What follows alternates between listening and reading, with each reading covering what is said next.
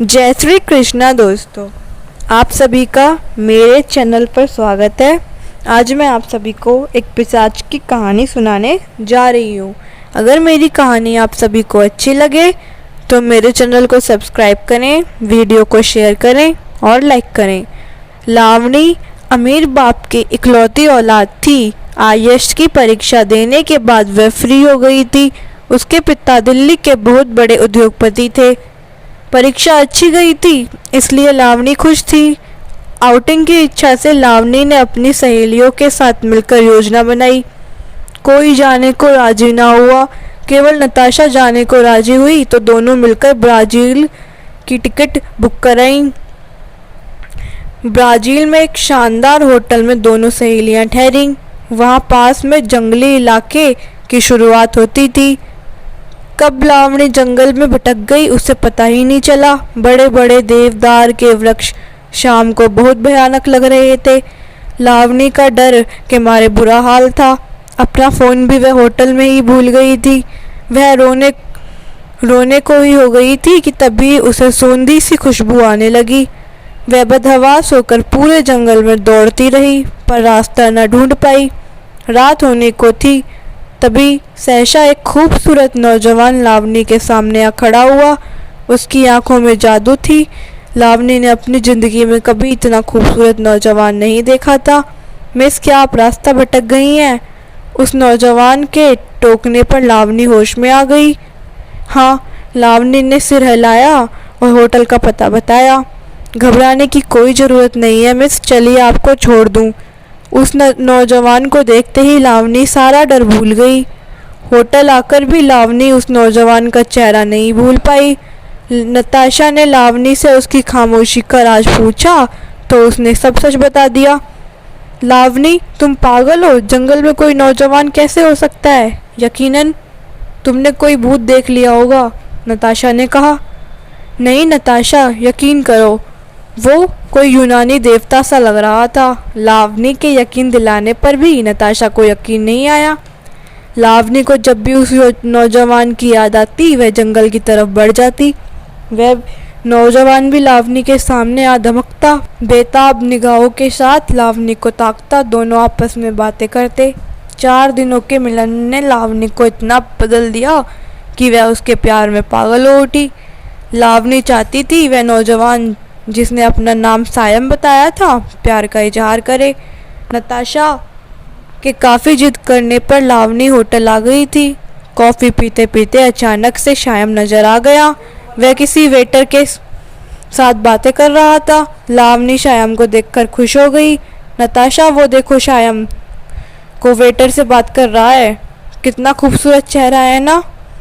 नताशा को केवल वेटर दिखाई पड़ा, सायम नहीं। लावणी, तुम पागल हो चुकी हो। पक्का तुमने किसी भूत से प्यार किया है जो केवल तुम्हें दिखाई देता है, मुझे नहीं। नताशा ने लावणी की बात पर यकीन नहीं किया। लावणी, कल हमें दिल्ली जाना है, 10 दिन हो गए हैं। नताशा, टिकट कैंसिल करवा लो मेरी, मुझे नहीं जाना।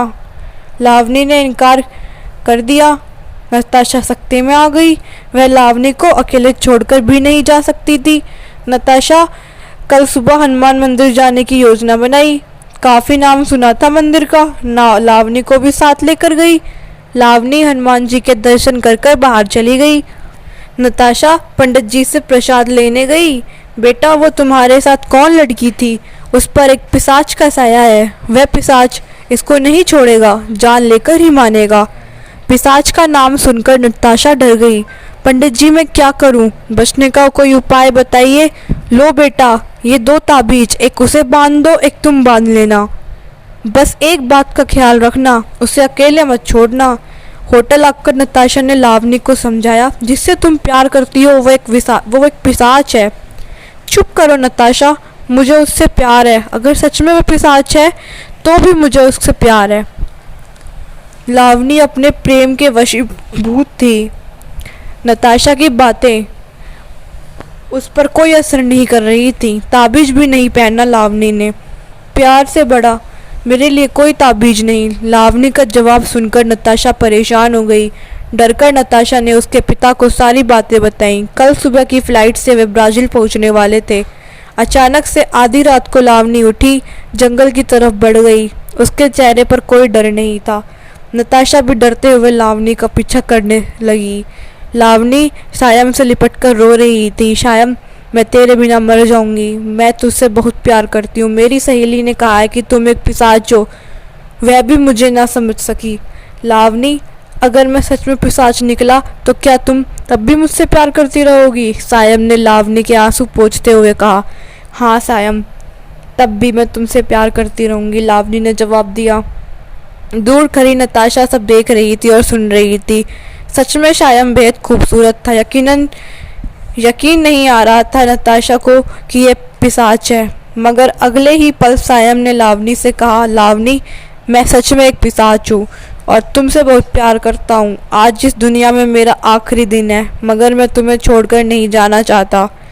सायम, तुम जो भी हो, मुझे तुमसे प्यार है और तुम मेरे साथ ही रहना, मैं तुम्हारे साथ ही रहना चाहती हूँ। ठीक है लावनी, मगर उससे पहले तुम मेरा असली चेहरा देख लो। फिर भी अगर तुम मेरे आक्रोश में रही तो मैं तुम्हें अपने साथ ले जाऊंगा। इसे तुम मेरा प्रेम परीक्षा समझ लेना। सायम का असली चेहरा बहुत भयानक था। लंबे बाल, नुकीले दांत, काली सूरत। मगर लावनी फिर भी सायम से चिपकी रही। लावनी का ये प्यार देखकर सायम मुस्कुरा उठा। वह फिर से खूबसूरत नौजवान बन चुका था। अचानक से एक आग का गोला प्रकट हुआ और लावनी सायम एक दूसरे के को थामे उसमें समा गए। नताशा सब देखकर बेहोश हो गई। तो दोस्तों, अगर आप सभी को मेरी कहानी अच्छी लगी तो मेरे चैनल को सब्सक्राइब करें, वीडियो को लाइक करें और शेयर करें। धन्यवाद।